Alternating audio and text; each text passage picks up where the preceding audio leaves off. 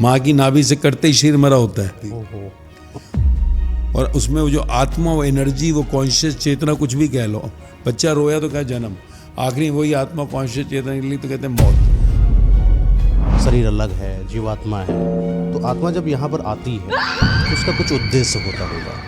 वो क्यों आती है? आत्मा को आने की वजह क्या है बार बार यहाँ पर? ये शरीर में, इस मृत शरीर में, कि जो देवताओं को चाहते हैं वो देवताओं को पाते हैं, जो यक्षों को चाहते हैं यक्षों को पाते हैं, जो मुझ परमात्मा को चाहते हैं मुझको पाते हैं। इस्लाम धर्म में कुछ लिखी हुई अच्छाइयाँ बताइए। इस्लाम की अच्छाइयाँ देखिए, सबने एक ही, उन्होंने भी कहा एक ही अल्लाह है, एक ही कहा, दो नहीं कहा। वहां पर भी मक्का के अंदर जो 360 मूर्तियां थी, जब उन्होंने बोला मोहम्मद साहब ने भी कि क्या कर रहे हो तुम, तो वहां पर सेक्स बिफोर मैरिज या आफ्टर? देखिए ऐसा है, मैरिज करनी किसके लिए? मैरिज जो है, ये इंस्टीट्यूशन बना है, ये किस लिए है? ये सिर्फ इसलिए है कि शारीरिक जो भोग हैं, हैप्पीनेस चुना जाए या फिर सक्सेस चुना जाए? हैप्पीनेस इज इंपॉर्टेंट, अब परमानेंट चीज है, इसलिए प्रेम को ही परमात्मा कहा। प्रेम 2.5 अक्कर प्रेम के, क्या कहा कबीर ने? 2.5 अक्कर प्रेम के, वो प्रेम ही तो है यार, प्रेम व्यापार नहीं है। आप एक आध्यात्मिक गुरु हैं और आपसे एक और सवाल है, ऐसा ही जो एक समाज से संबंधित है और नवयुवकों से बड़ा संबंधित है। आजकल प्रेम बहुत है, प्रेम में एक पार्टनर छोड़कर चला जाता है, फिर वो चाहता है कि मूव ऑन करें, क्योंकि जीवन जीना है अपने ढंग से, तो मूव ऑन कैसे करें? कुछ अच्छे और दिव्य तरीके बताइए। देखिए स्पिरिचुअलिटी को महसूस करने के लिए या कुछ एक्सप्लोर करने के लिए किसी एक लड़की के साथ सेक्स करना, और जब वो समझ में ना आ जाए तब उसे छोड़ देना, इट्स ओके। आप धर्म को मानते हैं या कर्म को मानते हैं? धर्म को अगर आप नहीं जाने तो आप कर्म कभी भी सही नहीं कर पाएंगे। असली धर्म क्या है? असली यही है कि सब एक है, सब एक है धर्म, सब एक है। तो ये लोग जो कई सारे धर्मों को, समुदाय और पंथों को बनाकर बैठे हैं, जिनको बोलते हैं ये मेरा इस्लाम धर्म है या मेरा क्रिश्चियनिटी धर्म है, तो आप कैसे डिफ्रेंशिएट करेंगे कि वो लोग गलत हैं और आप सही हैं?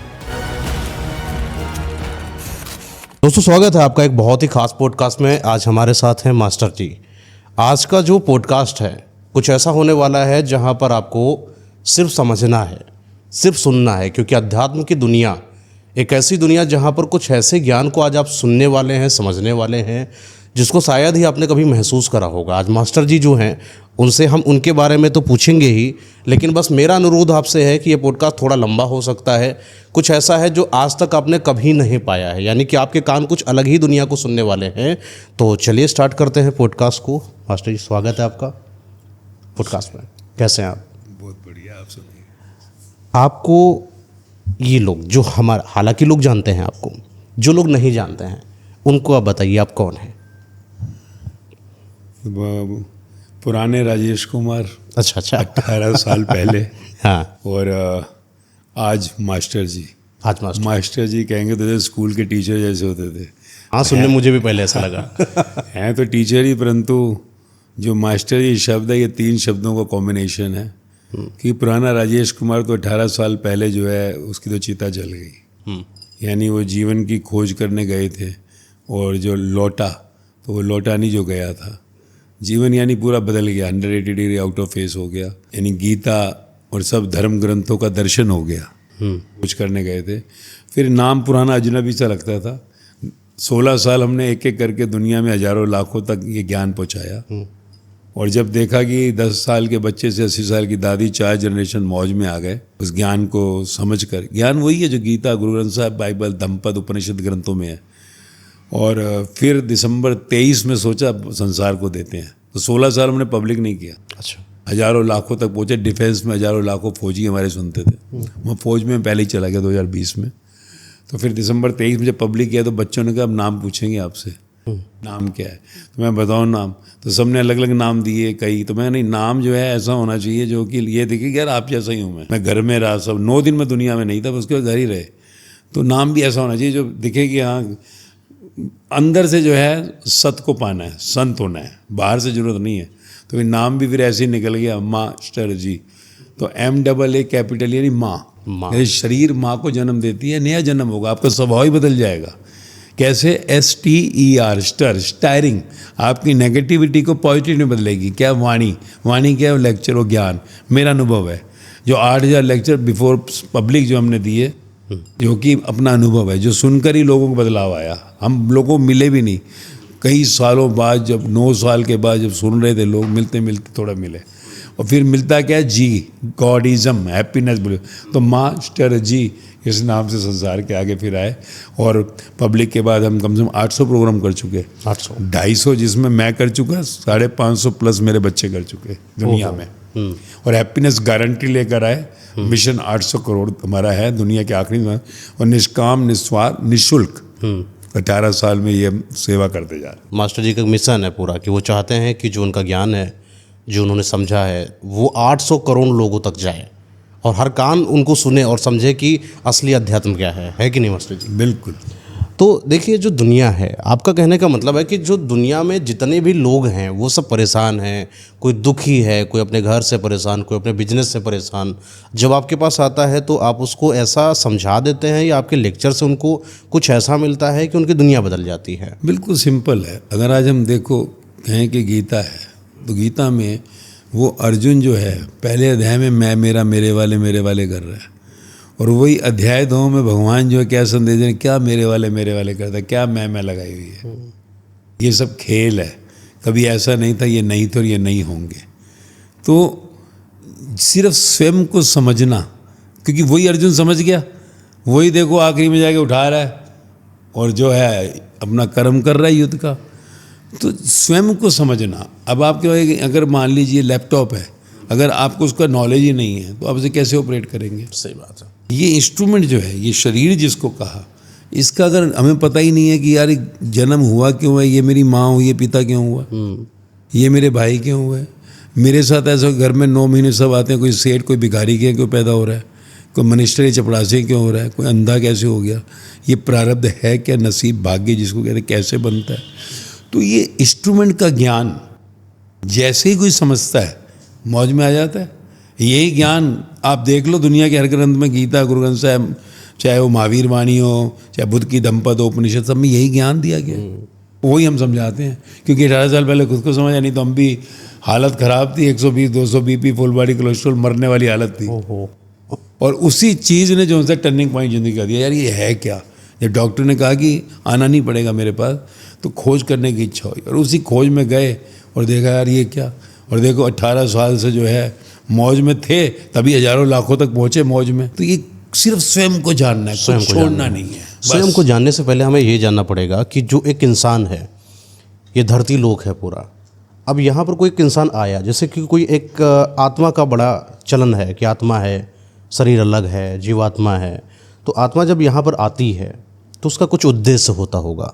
वो क्यों आती है? आत्मा को आने की वजह क्या है बार बार यहाँ पर? जो भी हमारे धर्मशास्त्र ग्रंथ कोई भी जो भी आए तो यही कहा कि जो आत्मा है ये शरीर में, इस मृत शरीर में, ये शरीर मृत शरीर है ना, 5 तत्वों का शरीर जिसको कहा मृत है, तो कहा ये शरीर जो आता है ये हमारी अपनी इच्छा से आसक्ति होती है, attachment to the desire. For example, मैंने डॉक्टर बनना है, नहीं हो पाया डॉक्टर, नीट नहीं क्लियर हुआ, मैं चार्टर्ड अकाउंटेंट बनना है, मुझे मिनिस्टर बनना है, मुझे स्टार बनना है, और मैं दुखी रहा। तो अटैचमेंट टू द डिज़ायर, इच्छा में आसक्ति जो ग्रंथ कह रहे, जो कर्म सदरा खेत कहा ग्रंथों में, वो आपके अंदर एक रिकॉर्ड हो रहा है, रिकॉर्ड, वो संचयित कर्म जिसको कहा। और एक है प्रारब्ध, प्रारब्ध यानी भाग्य, नसीब। वो कैसे बना? पिछले मनुष्य शरीर में, इस शरीर से पहले के शरीर में जो आपने इच्छा में आसक्ति की, डॉक्टर बन जाऊँ, चार्टर्ड बने, तो वो आपका प्रारब्ध जो पिछला संचयित रिकॉर्ड हुआ था, वो रिकॉर्डिंग प्लस जब आप दुखी हो जाते हैं, अशांत हो जाते हैं, परेशान हो जाते हैं, कोई भी रोल सामने आता है, जो गीता का ना, जो हुआ अच्छा हुआ, जो हो रहा है अच्छा हो रहा है, जो होगा अच्छा ही होगा। गुरु ग्रंथ साहब भी कह रहा है, हुक्म के अंदर सब, हुक्म के बाहर ना, हुक्म रजाई चलना। सब ग्रंथों में यही लिखा है, टोटल एक्सेप्टेबिलिटी। तो कहा कि जब आप एक्सेप्ट नहीं करते हो, आप दुखी हो जाते हो, तो ये सीन भी रीशूट होता है, रीशूट। जैसे ना डायरेक्टर है ना, फिल्म सीन जब चल रहा होता है, कहता है कट, रीशूट, ओ डन, ओके। तो जब आप दुखी होकर कोई सीन को एक्सेप्ट नहीं करते और दुखी होकर करते हैं, वो सीन भी यहाँ संचयित कर्म रिकॉर्ड हो जाता है। इच्छा में आसक्ति, मैं ये नहीं बना वो नहीं बना, प्लस जो सीन आपका दुखी होकर करते हो वो रीशूट होता है। तो ये दोनों का जोड़ बनता है भाग्य, प्रारब्ध, नसीब, किस्मत। अब इस शरीर से छोड़ने से पहले, जो शरीर तो मरा हुआ ही है, माँ की नाभि से करते ही शरीर मरा होता है, और उसमें वो जो आत्मा, वो एनर्जी, वो कॉन्शियस चेतना, कुछ भी कह लो, बच्चा रोया तो क्या जन्म, आखिरी वही आत्मा कॉन्शियस चेतना के लिए तो कहते हैं मौत। मौत और जन्म तो होता ही नहीं है। क्यों? आत्मा चेतना उस शरीर में आई, करंट, तो शरीर रोया और आखिरी में हमने इसे जन्म मौत की परिभाषा दे दी है, जन्म है मौत है। पर अगर आप ये समझ जाएं कि गर्भ से 9 महीने में सब आए, तो ये डिफरेंस क्यों है भाई? तो इच्छा में आसक्ति, और अगर इच्छा में आसक्ति और तू दुखी होकर सीन करता रहा, और before departure from this body, मौत नहीं पर जिसको मौत कहते हैं, तो इस शरीर को छोड़ने से पहले अगर तू नहीं समझाई है ये खेल क्या है, इच्छा में तेरी आसक्ति नहीं टूटी और तू दुखी रहा, तो वो तेरा फिर से संचयित कर्म प्रारब्ध बन जाएगी, जो गीता कह रही है। और यही प्रारब्ध तेरा शरीर से निकलने के बाद अगला मनुष्य जन्म जब होगा, फिर वो आत्मा एनर्जी के साथ चिप लग जाएगी और फिल्म शुरू हो जाएगी। तो ये फिल्म चल रही है, जन्म से मृत्यु तक की फिल्म चल रही है। और इसमें बदलाव तभी होता है जब तू जीवन के इस खेल को समझ जाता है। क्यों? अब तुझे मुक्ति चाहिए, तो अब मुक्ति चाहिए तो अगला दोबारा इस शरीर में नहीं आना। तो फिर तू जो हो रहा है अच्छा हो रहा है, जो हुआ अच्छा हुआ, जो होगा अच्छा ही होगा। तो फिर क्या है कि इस शरीर में तू एक एक्टर और एक्ट्रेस की तरह रोल करता है, दृष्टा हो गया, ऑब्जर्वर हो गया। क्योंकि पता है मैंने मांगा था, मैं दुखी क्यों ना, मेरा बेटा ऐसे क्यों कर रहा है, मेरे साथ ऐसा क्यों हो रहा है, ये सीन मैंने मांगा था ना, मैंने मांगा था ये रोल, तो मैंने फिल्म साइन की है। तो एक एक्टर रोल प्ले करते हैं, वो दुखी नहीं होते, सीन करते हैं, बस इमोशंस लाते हैं वैसे ही, और 5 मिनट में कम बैक हो जाता है, कहता है well done Shahrukh, well done Karisma. तो ये सीन हो रहा है, आप समझ गए ना, लीला है। तो फिर आप रिलैक्स में चले जाते हो।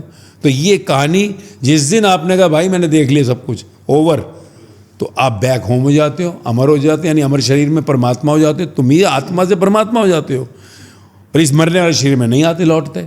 ये खेल है। तो एक न एक दिन, एक न एक जन्म में, एक न एक युग में तुझे अंत जो है इच्छा से अनासक्त होकर, शून्य होकर अपने घर जाना होगा। पार ब्रह्म, गॉड ओम जिसको कहा, सचखंड जिसको। मोक्ष को आप कैसे समझते हैं? मोक्ष वही कहा ना, परम स्थान, जहाँ पर कि सब परम आत्मा को उपलब्ध जो हो गए सब वो रहते हैं। जैसे हम कहते हैं भारत है, ये अमेरिका है, तो ऐसी ये पार ब्रह्म जो इन सारी लेयर्स के बाहर है। ये लेयर्स है ना सारी, जिसको हम कहते हैं इस वक्त लोग है, ये तो वो लोग आत्मा हैं। क्यों आती है यहाँ पर? जब उसको जाना मोक्ष की तरफ है, तो आने का कारण क्या है? इच्छा में आ सकती। आज जो है हम आए हैं, अगर मेरी इच्छा, मैंने कितनी इच्छाओं में आ सकती है, 18 साल पहले कर ली। अब 18 साल में कोई नहीं, देख लिया यार सब ठेल है। गीता में बहुत प्यारा शब्द है। नहीं, मेरा सवाल अलग है। मैं उस आत्मा पर आ रहा हूँ जहाँ पर जैसे आत्मा जब एक बच्चे के अंदर आ रही है, तो उसका कुछ उद्देश्य होगा, क्योंकि आत्मा तो अजर अमर है, वो फिर चली जाएगी। तो जब ये बच्चे के अंदर आ चुकी है, यानी कि अब वो एक पूरा जीवन जिएगी, पूरे अपने कलाओं को दिखाएगी। कुछ बुरे में चले जाते, कुछ आत्माएं ऐसी हो जाती जो बहुत अलग होती हैं। कुछ प्रधानमंत्री बन जाते हैं, कुछ बहुत बड़े विचारक बन जाते हैं, कुछ देश को संभालने वाले, या छोड़िए कोई राष्ट्र को संभालने वाले हो जाते हैं। वहीं पर कुछ आत्माएं परेशान और गरीब पड़ी रहती हैं, डिप्रेशन में पड़ी रहती हैं। तो ये आत्माएं जो आई हैं, इनको अपने कर्म का फल जो मिलना चाहिए, या वो जैसा बनना चाहिए, उनका उद्देश्य असली में क्या है, वो करें क्या? ये जो कोई मिनिस्टर बन गया, प्रधानमंत्री बन गया, या कोई स्टार बन गया, या कोई डॉक्टर बन गया, कोई चार्टर्ड, ये सब इच्छा में आसक्ति से हुआ। ये कोई इस जन्म के अंदर मैं बड़े दिमाग मेरा तेज है वो नहीं है। दिमाग सबका एक सा ही होता है, एक सा होता है, एक सा ही तो होता फिर है। अंतर क्यों इंसानों में? ये क्योंकि मैंने वही कहा ना कि आपने अभी इस जन्म में, हम अभी इस जन्म से लेते हैं तो पिछला जन्म समझ आएगा। इस जन्म में मैंने इच्छा है कि मान लो मेरे को यार स्टार बनना था, बना नहीं, वो स्ट्रगल की, तो मैं दुखी हो रहा हूँ, अटैचमेंट टू द डिज़ायर। तो ये आपकी रिकॉर्ड हो रही है, चिप रिकॉर्ड हो रही है। और अंत से पहले अगर आप ये नहीं समझे इस खेल को, आप सहज में नहीं हुए। आप देखो कोई भी ग्रंथ उठा लो दुनिया का, सब में यही है, टोटल एक्सेप्टेबिलिटी, हुक्म रजाई चलना, जो हो रहा है अच्छा हो रहा है। तो आत्मा एक करंट है, उस करंट के साथ आपका एक आईडी है। जैसे राजेश कुमार आईडी इस जन्म का था। ये चेतना जो है इस शरीर में जो बह रही है, ये सूरज से किरणें गिरी, किरणें नाले पे भी गिर रही हैं, किरणें नदी पे भी गिर रही हैं। तो जो आपके अंदर जो आपकी जो आईडी है ना, जो वो आईडी उस खेल का मेन है, मैं, जिसको कहते हैं मैं राजेश कुमार। तो ये जो मैं है, ये जो भी कर्म कर रही है कर्ता भाव में, वो आपका संचयित हो रहा है। जहाँ आपको पता लग जाता है कि और आप सच में कहते तन मन धन तुझको अर्पण क्या लागे मेरा, अकर्ता भाव, हाथ काम कर रहा है, आंख देख रही है, कान सुन रहा है, पैर चल रहे हैं, दिमाग अपने आप कर रहा है, कहाँ से खरीद के लाए, सब कुछ तो मुफ्त में मिला है। तो जब शरीर के सारे अंग काम कर रहे हैं, उसमें एक नाम मिल गया आपको, आपके तो मैं कर रहा हूँ। तो ये मैं जो है, यही आपके जन्म मरण का कारण बनता है।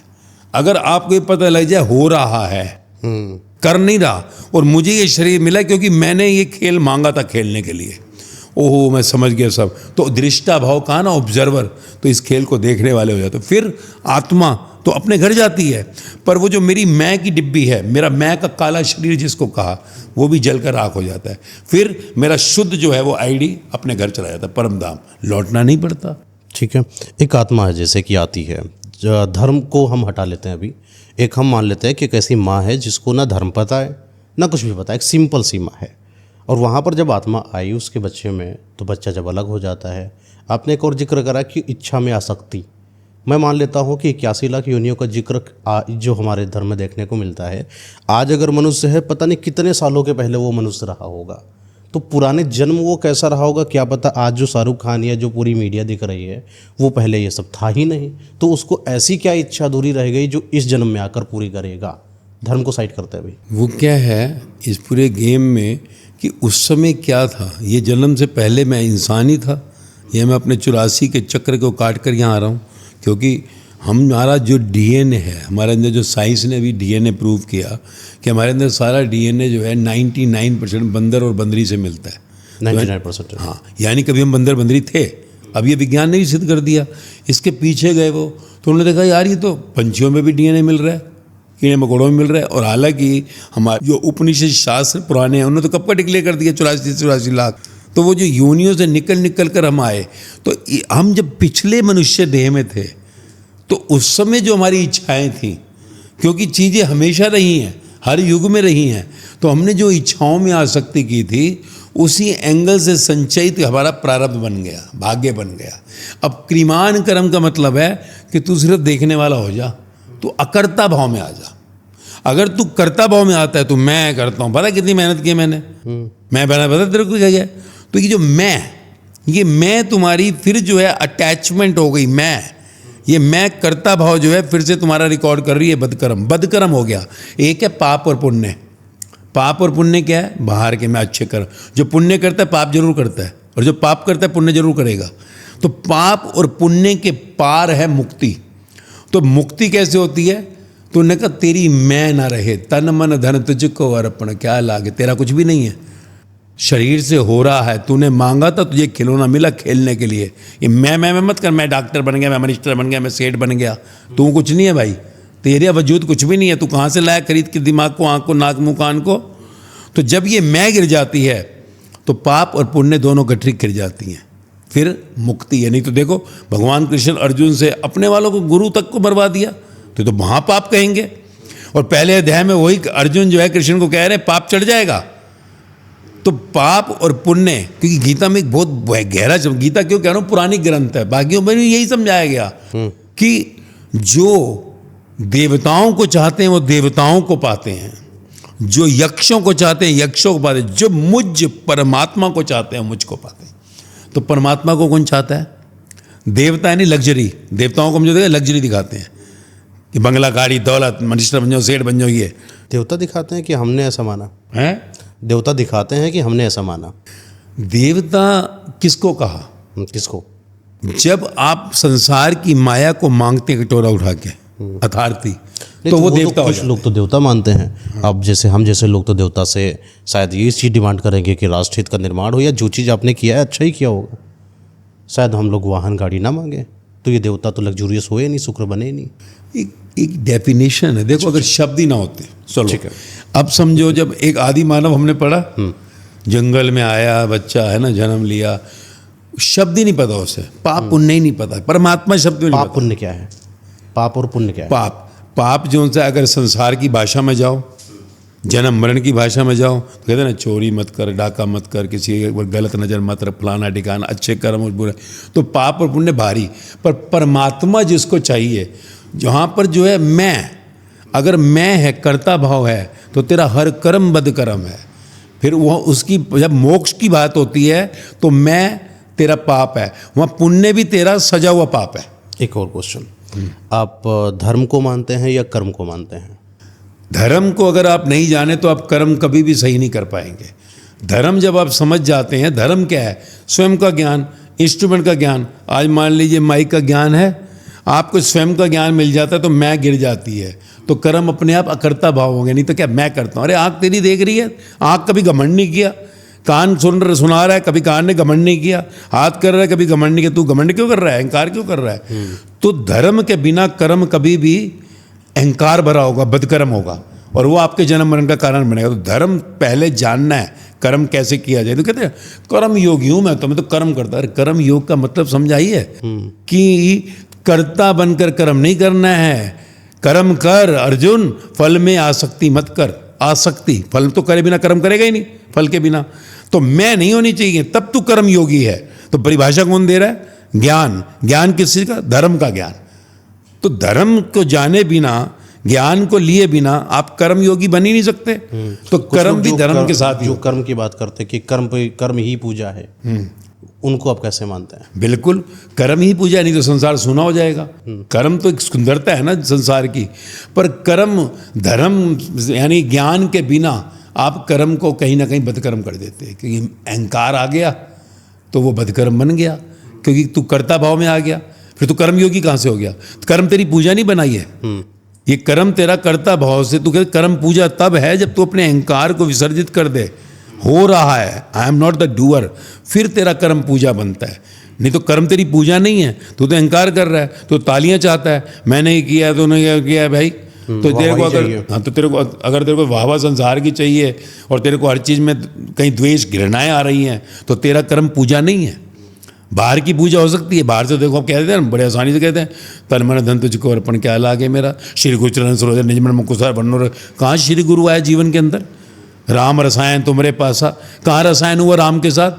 हनुमान जी ने जिस मोतियों की नवरत्नों की माला फेंकी, तो नवरत्नों की माला मांगता है, तूने कहाँ मांगा जिंदा राम को? कहाँ तेरे अंदर राम चलता है टाइम अजप्पा?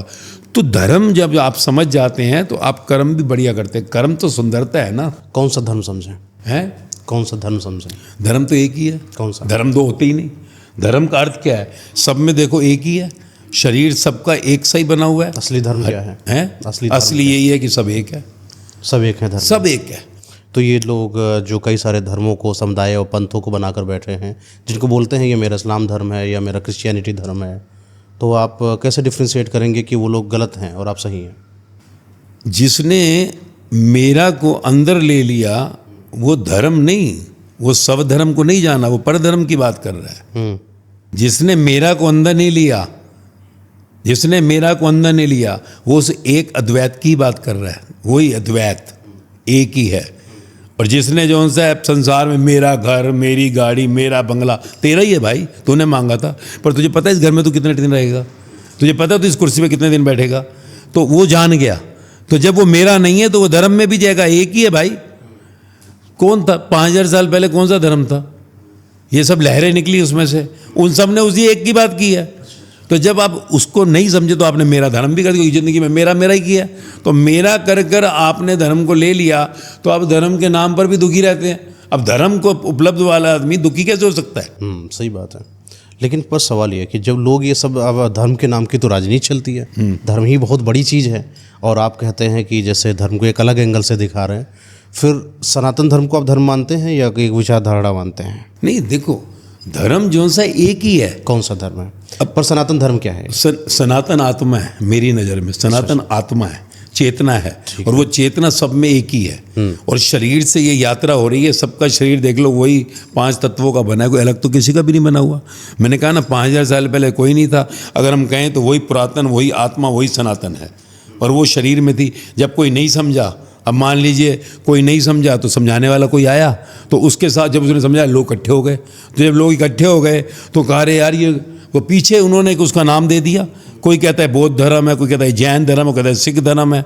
तो उन्होंने जो है उनके साथ लोग कटे, भाई उन्होंने कहा तुम कर क्या रहे हो, तुम बोल रहे हो, तुम कर तो रहे नहीं हो, तुम बोल देते हो तन मन धन तुझको अर्पण क्या अलग, तन में कष्ट आ जाए रोते हो, धन चला जाए रोते हो, मन में माया चलती है। वो कहा तुम कहते तो कि हुक्म के अंदर सब हुक्म के बहाना के हुक्म जाए ही चलना, पर तुम चल तो रहे नहीं हो। तो जो उन्होंने समझाया तो उसको लोगों ने हाँ यार समझ आ गई। अब आप एक बात सोचो, एक किताब पढ़ने के लिए स्कूल 365 दिन आदमी जाता है, ट्यूशन भी रखता है। भगवान का ग्रंथ क्या इतना आसान है कि समझ जाए? किसने समझाया? तो गीता बहुत बड़ा प्यारा शब्द कहती है, उपनिषदों में प्यारा शब्द है। किसी तत्वज्ञानी के पास जाकर ये ज्ञान लियो। तत्वज्ञानी यानी जो वो कह रहा है उसका अनुभव होना चाहिए, प्रैक्टिकल होना चाहिए। ये नहीं वो खुद तो दुखी बैठा हुआ है और तेरे को कह रहा है भाई तू शौक रहा कर, जो हो रहा है अच्छा हो रहा है, जो होगा अच्छा हो। खुद तो दुखी है, कह तू तो मान नहीं रहा, जो हो रहा है अच्छा हो रहा है। तो ये जब तक हम स्वयं को समझेंगे नहीं, क्योंकि सनातन तो एक ही है। अब हम उसमें कहेंगे कि यार ये सनातन हिंदू सनातन है या वो सनातन है। सनातन आत्मा है, जिस शरीर में आत्मा को जिसने जान लिया वही सनातन है। आत्मा को जिसने जान लिया वही सनातन है। अच्छा, आपने बोला कि जितने भी धर्म हैं सब एक चीज़ सिखाते हैं। तो जब सारे ही धर्म एक चीज़ सिखाते हैं तो सारे के सारे सनातन धर्म में क्यों नहीं आ जाते हैं और एक चीज़ सीखे? सब सनातन ही हैं। आप समझिए, सनातन कोई एक पर्टिकुलर हम कहें कि ये धर्म है। सनातन का अर्थ क्या है? जो अंदर हमारे आत्मा है, जो जान। अब मेरे साथ सोचिए, आप हजारों लाखों लोग जुड़े हैं हर धर्म के। अभी हम वृंदावन थे। नहीं, आप तो अब धर्म को अलग कर रहे हैं। आप अब धर्म को अलग कर, हर धर्म आपने बोला। हाँ, क्योंकि संसार में परिभाषा बदल गई ना अलग अलग। हाँ, अब ये तो खेलने के लिए है ना। अब सोचिए, ये खेलने के लिए है। आपका नाम मेरा नाम अलग, मेरा घर आपका घर अलग, गेम के लिए, पर परमानेंट तो नहीं है। तो ये लोग जो अलग अलग कर रहे हैं, जैसे कि किसी ने बोला कि इस्लामिक धर्म, किसी ने क्रिश्चियन धर्म बोला, कोई बौद्ध धर्म में आ रहा है, कोई जैन धर्म, कोई महावीर धर्म, सबके जब अलग अलग विचारधारा है और सबका मोटिव एक ही है, तो सब कोई अपने ये दुकानें बंद करके सिर्फ सनातन धर्म को क्यों नहीं मानता है? क्योंकि वो जो धर्म है उसकी परिभाषा को जब तक हम समझेंगे नहीं, तब तक हम अपने धर्म को जो सा है दूसरे धर्म से अलग ही मानेंगे। ठीक है, आप इस्लाम धर्म की कुछ अच्छाइयाँ बताइए। हैं? इस्लाम धर्म में कुछ लिखी हुई अच्छाइयाँ बताइए। इस्लाम की अच्छाइयाँ देखिए, सबने एक ही, उन्होंने भी कहा एक ही अल्लाह है, एक ही कहा, दो नहीं कहा। वहाँ पर भी मक्का के अंदर जो 360 मूर्तियाँ थी, जब उन्होंने बोला मोहम्मद साहब ने भी कि क्या कर रहे हो तुम, व्यापार कर रहे हो, तो वहाँ पर उनको मारने के लिए दौड़े, उन्हीं के लोग मारने को दौड़े, और वो वहाँ से मदीना चले गए। वहाँ से उन्होंने ये ज्ञान का प्रसार किया। उन्होंने तो एक की बात ही की, दो की बात की नहीं। मोहम्मद साहब, हाँ, एक की बात की। 360 मूर्तियाँ थी वहाँ पर, मक्का मदीना में। हाँ, मक्का में। तो वो जो है सब हटाया उन्होंने कि भाई एक है, तुम प्यार की परिभाषा बोलो, व्यापार नहीं करो। नहीं तो उन्होंने मूर्तियाँ क्यों हटाया? क्योंकि व्यापार बन गया ना। अभी आप देखिए, अगर मान लीजिए 360 मूर्तियाँ, तो आदमी कहता है 1-1 रुपया भी डालो तो 360 रुपये हो गए ना। तो यानी कि आपके कहने का मतलब है वो जो मूर्तियाँ रखी थी वो कहीं ना कहीं जो पहले था तो अपना सनातन था। हाँ, तो मूर्तियाँ तो सनातन की ही है, कोई भी हो। हाँ, जो भी उन्होंने हटाया। उन्होंने क्या कहा, प्यार से आप किसी को भी लेकर बैठ जाओ, ठीक है, किसी को भी ले लो, प्यार जिसमें आ जाए तो उसी मस्ती। हम मूर्त को भी भगवान बना देते हैं। एक पत्थर रखते हैं, उसमें गढ़ते हैं, तो उसको भगवान का दर्जा क्यों दिया? किसी चीज़ को हटाना सही है। जैसे कि मेरी ये लैंप रखी है, मुझे इससे प्रॉब्लम हो रही है, आपको लग रहा है कि यहाँ पर कोई एक इंसान आता है 1-1 रुपया दे रहा है और वो प्रॉब्लम में जनता फंस रही है। मोहम्मद साहब ने, जैसा कि आपने बोला, मुझे नहीं पता, उन्होंने सारी 360 मूर्तियाँ हटाई क्योंकि उनको लग रहा था कि यहाँ पर लोग फालतू चढ़ावा करते हैं, कोई मतलब है इस चीज़ का। तो आप वैसे ही रख देते, आप ज्ञान दे देते कि यार ये देखो गलत बात है, ऐसे मत करो, तुमको चढ़ाने से कोई लाभ नहीं मिलेगा, तुम आराम से अपने कर्मकांड पर फोकस करो। तो हटाने की क्या जरूरत है? मेरा देखो, वो क्या है कि जो कहा गया कि वो एक है। अगर वो व्यवसाय नहीं, आप 360 मूर्ति रखो या 3600 रख लो, है ना, कोई फर्क नहीं। पर अगर आप व्यापार के हिसाब से कर रहे हो तो गलत। काला कपड़ा डाल देता है। हटाने की क्या नीड है? हटाना किसी चीज हटाने का मतलब नहीं। हटाने का अर्थ क्या है कि जो उस समय उन्होंने जो कहा कि वो एक की जो है ना करके चलो, उनका जो उस समय जो बात थी यही थी कि द्वंद्व और द्वेष और घृणाएं एक दूसरे से हो रही हैं, और इस चीज़ को जो भक्ति डिवोशन है उसे कोई नहीं ले पा रहा। जैसे अब आज आप कह रहे हो ना, मेरा धर्म तेरा धर्म, झगड़े बरसात हो रहे हैं ना। आज देखिए, हम लोगों के बीच में भी आज कितना बड़ा मतभेद आ जाता है। अगर वो जो धर्म जो है वो एक है, राइट, तो अगर वो एक है, प्यार हम अगर कर रहे हैं और उस भक्ति भाव डिवोशन जो है वो एक के लिए है, तो कोई समस्या नहीं है। तो जो ये कह रहा हूँ मैं कि आज जैसे हम सब सबको प्यार करें, सब अपने उसमें है ना मस्त हो जाओ, क्यों जो सा है हम एक दूसरे से कहीं ना कहीं द्वंद्व और द्वेष करें। तो उसी तरीके से उस समय परिस्थिति ऐसी बन गई। अच्छा मछली, मैं आपको वहीं पर लेकर चलता हूँ जहाँ पर आपने बोला कि 360 जो है मूर्तियाँ, इनको हटाया नहीं गया था बल्कि तोड़ा गया था, ठीक है। अगर एक सवाल होता है कि क्या उन मूर्तियों में ईश्वर नहीं था? ईश्वर तो कड़कड़ में था, चलिए मान लेते हैं कि उनकी एक फिलॉसफी में अल्लाह हर जगह पर थे, तो मूर्तियों के अंदर भी ईश्वर थे, तो मूर्तियों को तोड़ना सही था? तोड़ना तो गलत ही है, ठीक है।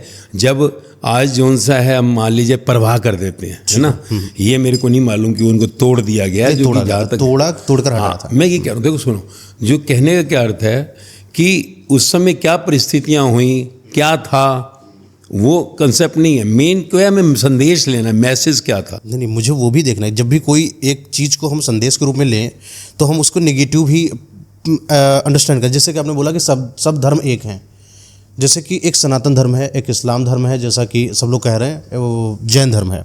सब धर्म एक है, यह भी तो एक धर्म बन जाएगा। कोई एक इंसान आएगा बोलेगा सब धर्म एक है, तो वो भी तो एक नई फिलॉसफी को क्रिएट कर रहा है, जैसे कि इस्लाम वालों ने क्रिएट करा। नहीं, वो समझा रहा है धर्म कभी भी किसी ने नहीं बनाया, कि किसी ने बनाया कि गुरु नानक देव ने सिख धर्म बनाया, जीसस ने क्रिश्चियन धर्म बनाया। धर्म तो पीछे उन्होंने दिया नाम। तो मेन क्या है कि समझा। अब आज मान लीजिए हमारे बच्चे हैं, ठीक है, हमारे जो बच्चे हैं क्या वो मालाएं जप रहे हैं, हवन में जा रहे हैं, मंदिरों में जा रहे हैं इतना, तो क्या उनको भगवान का मतलब जो प्रसाद मिलेगा ही नहीं। तो आज जो है उनको प्रसाद देने के लिए एक नया रूप में आना पड़ेगा, उनको नया तरीके से बताना पड़ेगा। अब वो कहते हैं कि हम लकीर के फकीर नहीं बनेंगे, हमें लॉजिक दो, वो ज़िंदगी का तर्क चाहते हैं। अब उनको जब जीवन का ज्ञान मिलता है तो देखो हमारे साथ जा रहा हो बच्चे जो से आज वही के वही दंडवत भी करते हैं, मौज में खुशहाल आ गए।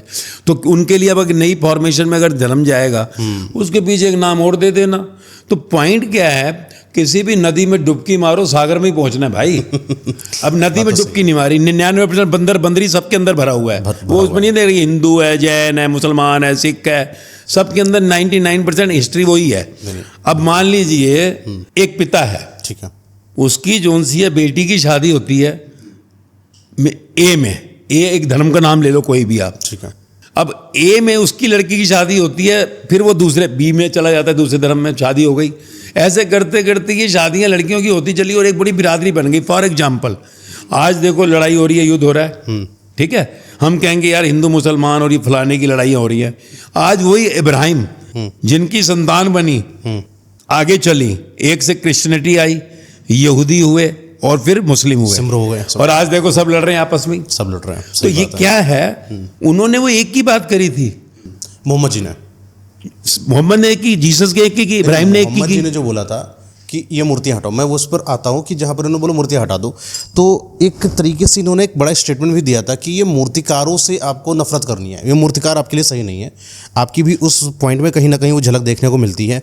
हम मोहम्मद की उस बात को लेकर आज की हम एक और चीज़ की बात कर रहे हैं, हजर अस्वद मुसलमान में, यहाँ पर लोग जाते हैं, परिक्रमा करते हैं, चूमते हैं, वो भी एक मूर्ति है। आप मूर्तिकारों के खिलाफ हैं, लेकिन इस्लाम धर्म में बनाई हुई है हजरत अस्वद को आप क्या मानते हैं, तो भी मूर्ति है। फिर मोहम्मद की बात कहाँ गई? देखो खिलाफत किसी की नहीं होती, फेवरेटिज्म किसी की नहीं होती। जीवन एक ही धारा है, आत्मा चेतना एक ही है, सबने मरकर शमशान या कब्रिस्तान में मिट्टी होना होता है। आगे क्या, किसी ने स्वर्ग नरक का, किसी ने हेल हेवन का, किसी ने कुछ का, किसी ने कुछ का, नाम अलग अलग दे दिए। किसी ने चेतना का, किसी ने कॉन्शियस का, किसी ने आत्मा का, किसी ने वाटर का। अर्थ समझना है। हम ये कथाओं और कहानियों में जाएंगे ना तो फंस जाएंगे, तो उलझ जाओगे। अच्छा, समझो अर्थ को कि 99% बंदर बंदरी सब में है। तो वो 84 लाख पुराना था हमारे ग्रंथों में। सनातन जो हम कह रहे हैं तो शास्त्रों में था ना कि 184 यात्राओं से सजाएं भोग कर ये मनुष्य देह मिली है, इसका सदुपयोग कर ले, नहीं तो शरीर से आगे निकल कर फिर यम की मार पड़ेगी। तो वो क्यों पड़ेगी? गीता भी वही समझा रही है, उपनिषद भी वही कह रहे हैं, वही सब आगे कर। अब जो मेन सार है वो एक ही है। अब उस सार को जिसने पा लिया वो मुक्त हो गया, वो इस मरने वाले शरीर से मुक्त हो जाएगा। ब्रह्मदूत आएंगे उसे लेने, देखो गरुड़ पुराण कह रही है। तो हमें सार को समझना ये, क्योंकि देखो एक श्रुति एक स्मृति है ना। आज हम कहेंगे 2016 साल पहले क्या क्या हुआ, स्मृति से किसी ने लिखवाया, श्रुति से हमें संदेश लेना है। संदेश एक ही है कि भाई तू मनुष्य है, तू जानवर नहीं है, तू पंछी नहीं है, तू कीड़ा मकोड़ा नहीं है, तू पेड़ पहाड़ नहीं है। मनुष्य देह में जितने भी अवतरित हुए उनको हमने भगवान कहा और हमारी तरह इंसान ही थे और भगवान हो गए इस युग में। पिछले युग को छोड़ दो, इस युग में जितने भी हम भगवान कह रहे हैं हमारी तरह ही पैदा हुए, हमारे से चलकर उन्होंने एक दिन उनको। तो कहने का अर्थ है कि तू इंसान है, तुझे जो है समझना है अपनी आत्मा को, परम आत्मा अवस्था तक ले, अवस्था, उस अवस्था को पाकर जन्म मरण से मुक्त हो जा। लिबरेशन, एनलाइटनमेंट, जो भी स्थिति पर गया, जो भी कहा सबने, तो हमें सार समझना है। इनमें हम उड़ जाए, इसमें कभी कोई सॉल्यूशन नहीं निकलेगा। हम कहें यार उसने ये कहा, अब उन्होंने तोड़ दी, उन्होंने बहा दी, उन्होंने क्या किया। हमें तो सार समझना है भाई, ये तो एक है हमारे सनातन धर्म में, मैं आपको काट नहीं रहा हूँ, मैं आपकी रिस्पेक्ट कर रहा हूँ आपकी थॉट की, बट कहीं ना कहीं हमारे धर्म में इसी चीज़ को सबसे ज़्यादा ग्लोरीफाई करा गया और दैट्स वाई द रीजन हमने कभी एक नेगेटिव पर्सन को अंडरस्टैंड ही नहीं करा। आपने बोला कि सारे के सारे धर्म एक होते हैं, आपने बोला कि सब में ईश्वर हैं, आप मानते हैं इस बात को? सब में ईश्वर है? बिल्कुल है, बिल्कुल है। गंदगी और पवित्रता एक समान है क्या? गंदगी और पवित्रता तब आती है जब मैं आती है। मैं आती है, मैं है तो गंदगी है, पवित्रता भी गंदी हो जाती है। ठीक है, तो मंदिर और नाली का एक समान हो सकता है? मंदिर जो सा है, देखो नाली जो है, नाली जो है वो बह रही है, वही जो है सूख जाती है। जब धूप पड़ती है किरणें, वहीं पौधे भी आ जाते हैं, वहीं हरियाली सुगंध भी आ जाती है। तो आज जहाँ हम मंदिर बनाए, गुरुद्वारा बनाए, चर्च बनाए, कुछ भी बनाते हैं, तो वो जो नाली जो सुखाने की बात कर रहे हैं वो सूख जाए और सब मंदिर केवल उत्थान हो जाए और नाली पर अच्छे अच्छे फूल निकले, तो ऐसा क्यों नहीं हो रहा? नाली बहाई क्यों जा रही फिर? बाहर फूल हो रहे हैं ना। अब आप आज जो जनरेशन है हमारी, आज जो हमारी जनरेशन है, यंग जनरेशन जो है, आप देखो कितनी दौड़ रही हो। जिसको हमने परंपराओं को पकड़ा हुआ था, जिन चीज़ों पे हम लड़ रहे थे, आज वो कितना जा रहे हैं उस धर्म की ओर। आज जो है वो धर्म की ओर, अगले 25 से 50 साल के अंदर कितने लोग दौड़ेंगे? तो आपको हर जगह सुगंधी सुगंध मिलेगी। आप उसे सनातन कह दो, हैं, वही सुगंध आने वाली है। सही बात है। आप देखना अगले 25 से 50 साल के अंदर कैसे रुख बदल रहा है, हवाएं बदल रही हैं और वो आपको हर जगह फूली फूल मिलेंगे, सब एक ही हो जाएगा, अद्वैत। एक और सवाल मेरा है, अगर सब कुछ ईश्वर की मर्जी से हो रहा है, आपको लगता है? अच्छा पहले ये सवाल है, सब कुछ ईश्वर की मर्जी से हो रहा है, आपको ये लगता है? बिल्कुल उसकी मर्जी से हो रहा है। तो फिर जब पाप होता है तो उसकी सजा हमें क्यों? क्योंकि मैं सोचता हूँ पाप की सजा है। अगर मान लो कि अगर कोई फिल्म का एक्टर कर रहा है रोल, वो सजा भोग रहा है, तो वो दुखी होता है अंदर से, बाहर से सीन करता है। तो ऐसे ही जब आप सीन समझ लो तो दुख तो आप क्रिएट कर रहे हो, दुख है ही नहीं। दुख नहीं, दुख तो आपके मन की क्रिएशन है ना, आपने परिभाषा दी दुख की। तो दुख क्या है असल में जो लोग समझ रहे हैं? अभी मान लीजिए बेटा जो सा जा रहा है, फ्लाइट पकड़नी है उसने, ठीक है, और वो निकला जो है, मान लीजिए सपोज करो कि वो निकला कहीं दूर से, मुरादाबाद से कह लेते हैं, या हम कहते हैं कि वो वृंदावन से निकला, फ्लाइट पकड़नी थी उसे इंटरनेशनल। अब वो जब निकला तो फ्लाइट नंबर जो सी है, बच्चा लेट निकला और घर में फर्स्ट क्लास खाना खा रहे हैं, शाही पनीर खा रहे हैं, बढ़िया गुलाब जामुन, क्या बड़ा मज़ा आ गया यार, क्या मज़ा आ गया, खा रहे हैं मुंह में। और अचानक जो सा मैसेज आता है कि जो फ्लाइट अमेरिका के लिए अभी उड़ी थी वो क्रैश हो गई और सारे 365 पैसेंजर ऑन बोर्ड मर गए। और वो फ्लाइट मेरे बेटे की भी है, बेटा उसी में सवार हुआ, उसी के लिए गया। मुंह में जो मेरे, अभी मैं कह रहा था क्या बढ़िया तूने शाही पनीर बनाया, वो अच्छा लग रहा है, मेरा स्वाद, जुबान में भी स्वाद कह रहा था, वो अंदर नहीं निकल रहा, स्वाद फेंक रहा हूं। आधे घंटे के बाद जो सा है फोन आता है बेटे का, पापा कहते हैं तू? हाँ पापा फ्लाइट मिस हो गई, ट्रैफिक बहुत था। अरे यार अभी कहाँ है? पापा घर ही आ रहा हूँ। अरे बेटा, अरे बेटा। अब यही बाप जो है अभी दुखी हो गया था, अब एकदम रिलैक्स में आ गया। अब जैसे वो घर पहुँचता है फिर से वो है ना, खाना नहीं खाया, अच्छा फिर से शाही पनीर गर्म कराता है, फिर खाना खा रहा है। कहाँ था ये दुख, कहाँ से आया? मेरा बेटा, मेरा बेटा। अब ये जो मेरा और मैं जो स्थिति सिखाई गई है ना जन्म से हमको, पहले गुरुकुल होते थे, पिछले युगों में गुरुकुल होते थे। गुरुकुल में जो ब्रह्मचर्या यानी ब्रह्म की संतान है, तेरी चर्या दिनचर्या वैसी हो। गृहस्थ में जाएगा मेरा मेरा मत समझियो। तेरे करोड़ों लाखों जन्म हो चुके, कितने बाप कितनी माएँ और कितने बेटे और कितनी बेटियां और कितने पत्नी और कितनी पत्नियां हो चुकी, कभी मालिक बना कभी भिखारी बना। तो वो समझाते थे गुरुजी। तो मैं मेरा का बिल्ला नहीं लगता था तो अशोक रहता था। तो ये जो मेरा है ना वो दुख का कारण है, मैं दुख का कारण है। मैं और मेरा समय पे टेम्परेरी है सब, उसका रोल यहीं तक था, मर गया। तो अशोक रहना तेरा धर्म है? कहा अगर तू अशोक है तो तू धार्मिक है, तू शोक करता है। तो धर्म धार्मिक कहाँ से हो गया? तो जब आपको समझ आ जाती है तो अनासक्त हो जाते हैं। वही अर्जुन समझ गया, शुरू हो गया। तो ये जो हमारे पास जो जीवन का इतना बड़ा यथार्थ ज्ञान है ना, श्रीमद् भागवत गीता है, उपनिषद है, जब वो समझ में आ जाती है, फिर हम कहते हैं हम किस धर्म के हैं। हर धर्म ने यही कहा है। गुरु ग्रंथ साहब देखो, होमे है यानी अहंकार, ईगो है, तो तू कुड़ियार है। यही जीसस की बाइबल में ईगो शब्द कहा गया। यही शब्द जो सा बार बार कहा कि ये अहंकार ही शैतान है सबसे बड़ा। तो ये समझ में आ गया। तो जो अहंकारी नहीं है वो सही है।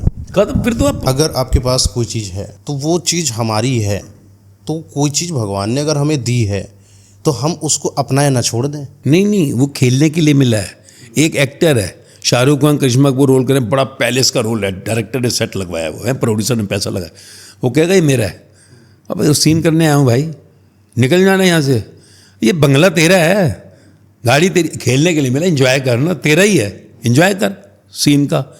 पर अगर इसमें आसक्ति फंसा ली, मेरा है, तो दुखी होने वाला है। निकलेगा इस घर से बाहर, एक दिन कुर्सी से बाहर निकलेगा। तो सीन समझ के करना है, मौज आ जाए, ले, तूने मांगा था, लेना, एंजॉय कर। अगर अहंकार न हो तो आज के प्रशासनिक व्यवस्था में बना हुआ आईएएस किसी कांस्टेबल के साथ क्यों नहीं बैठता है? ये अहंकार है ना, ईगो है ना भाई। हाँ। मैं आईएएस ऑफिसर हूँ, हाँ ठीक है, कुर्सी पर तो जब ड्यूटी पे हूँ तो मैं हूँ ना, I have to do my duty, role है मेरा। तू जो उनसे कांस्टेबल है ना, जो भी है, चपड़ासी है। पर मैं बाहर निकल गया, मैं कुर्सी पे थोड़ी हूँ, तो क्या है फर्क है? अरे भाई सेम तो है। अगर जो उनसे कोई कहे कि आईएएस है तो पता लगता है आईएएस ही है, पता लगे कि चपड़ासी है। शमशान के अंदर तो नहीं पूछते आईएएस को जलाऊं या शमशान में जलाएगा वो चपड़ासी को जलाऊं। क्या एक आईएएस वाला जो इंसान है, जो बना है, उसने इतनी कठिन परिश्रम करा है? एक और सवाल है, बड़ा अजीब सा है। एक गरीब आदमी, मैं गरीब आदमी की संज्ञा उसको दे रहा हूँ जो काम नहीं करना चाहता है, आगे नहीं बढ़ना चाहता, वो गरीब है, लोथड़ा है। वो लोथड़ा सा मांस जो कभी कुछ करना नहीं चाहता, सिर्फ जीना चाहता है, पड़ा है। और एक आईएएस वाला बच्चा बहुत मेहनत करके अपनी उपलब्धि को पाता है, फिर वो अपनी उस उपलब्धि को घमंड क्यों ना करे जब ईश्वर ने उसको दी? बिल्कुल करे, पर अंदर नहीं जाना चाहिए। क्योंकि दिमाग जो उनसे खरीद के नहीं लाया वो न्यूयॉर्क से, शोल्डर, हाथ पैर जो फ्री में मिले हुए हैं, करे ना, लोग तालियां बजा रहे हैं, खेल है, एंजॉय करो। ये जो अंदर मत ले जाओ। अंदर ले गए तो तुम्हारा बदगर्म बन गया, बर्गर बन गया। क्योंकि ये दिमाग का कोई रोल नहीं है। दिमाग जो है सबको एक सा ही है। आइंस्टाइन के दिमाग को 40 कंट्रियों में भेजा कि इसका दिमाग देखो, इतने सारे जन कैसे कर लिए। उन्होंने कहा कुछ नहीं, सब ऐसे ही है, जला दे फिर फेंको, चलो उठाओ। शमशान में नहीं तो दिमाग जलाएं क्यों? एक ही जगह क्यों जलाते हैं बताओ? तो वो अच्छी बात है, तुमने मांगा था, एंजॉय करो यार, लोग तालियां बजा रहे, सम्मान मिल रहा है, अच्छी बात है, पर अंदर मत लेके जाओ उसको। अंदर ले गए तो तुम्हारा बदगर्म बन गया, क्योंकि वहाँ एक ही है। फिर शमशान में एक ही जगह होता है, वहाँ नहीं पूछते हैं किसको जलाया था अभी। अच्छा जलाया था, कलेक्टर को जलाया था, मैं नहीं जलाऊंगा यहाँ पर इस भिखारी को जलाया, मैं नहीं जलाऊंगा कलेक्टर को, मैं नहीं जलाऊंगा मिनिस्टर को, चपड़ासी को जलाया था, वहाँ तो पूछते नहीं, चल एक के ऊपर एक जलता जा। और मिट्टी पड़ी होती है, आप देखो वाराणसी में जाके।